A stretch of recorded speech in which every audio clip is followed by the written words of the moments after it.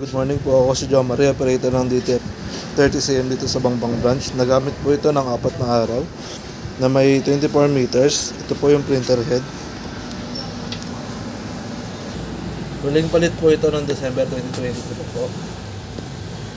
Capping na may 60%. Head lean.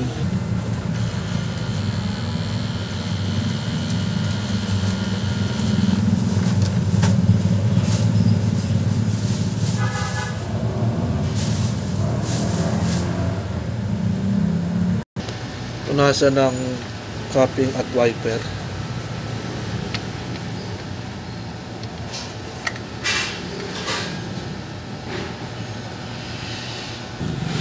Nozzle check.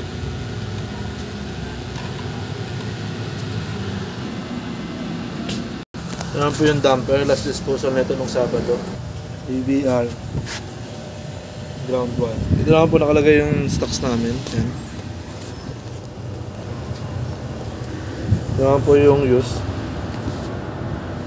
Ito naman po yung nagamit na consumables. Bali wala po ako nagamit na white. Sa CMYK wala rin. Sa black yan. At film wala rin po. Ang nagamit ko lang po is ng powder. Isa.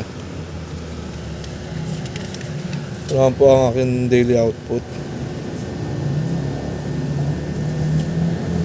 At ang aking daily checklist. Yun lang, maraming salamat.